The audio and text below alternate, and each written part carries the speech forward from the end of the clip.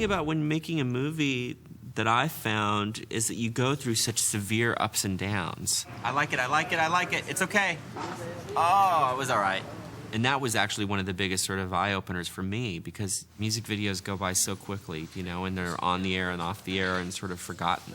And it's fine and it's fun and you can learn and you can tell little stories, but you're also always sort of ruled by the song, by the tempo, the pace, the tone, the energy of that song.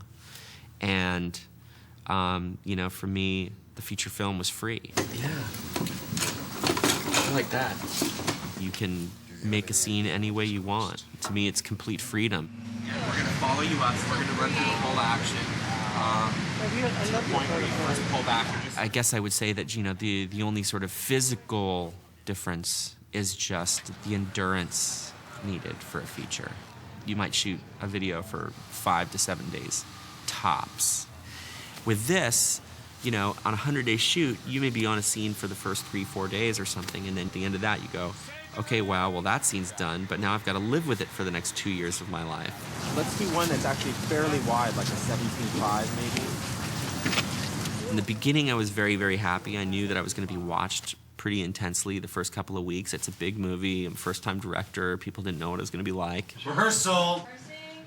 We had rehearsed for 3 weeks beforehand, and what we started shooting was the exorcism scene, so we had it planned out perfectly, had the camera set up, it was lit. On the call sheet, it said we were going to be shooting an hour after call. We were shooting about 10 minutes after call. People hadn't even shown up. So the execs start showing up, producers start showing up. We're on the 3rd and 4th shot of the day. They couldn't believe it. Francis, you still want him to creep forward?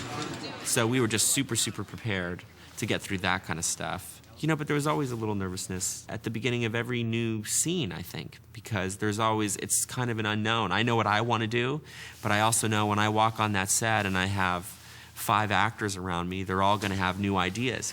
He can open and shut it and go through the gate.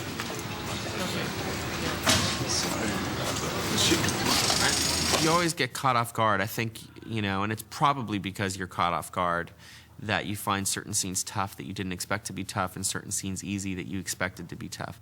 I would say one of the tougher scenes in the movie for me, and I think also for Keanu, is what we call Molly's Burgers, which is really boiled down to 2 people sitting at a counter talking.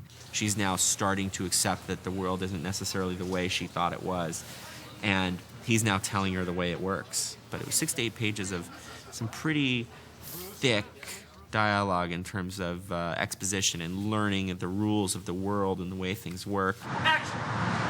When I was a kid, I saw things humans aren't supposed to see.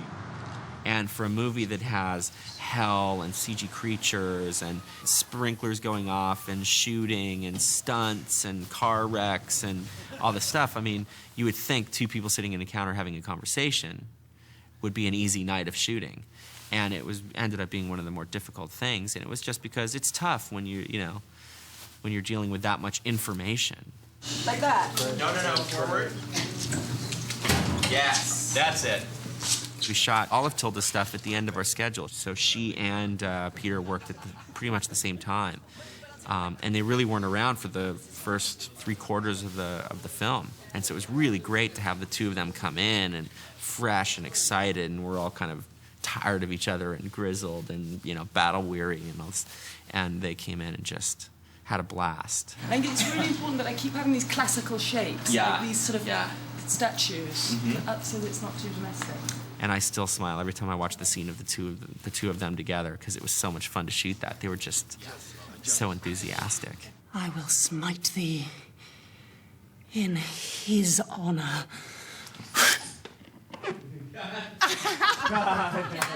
I think also, you know, in the same category, once filming had stopped, was seeing how much you can truly change a movie through editing.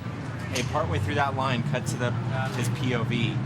In videos and commercials, you're dealing with such a small project that, you know, editing is somehow more about design than it is about real structure.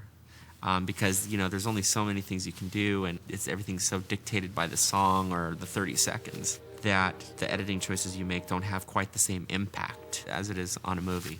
You know, the idea of like what it does to the movie when you pull one scene out or add the scene back in. You know, what it does as like a ripple effect through the whole thing. That was just a fantastic learning experience for me.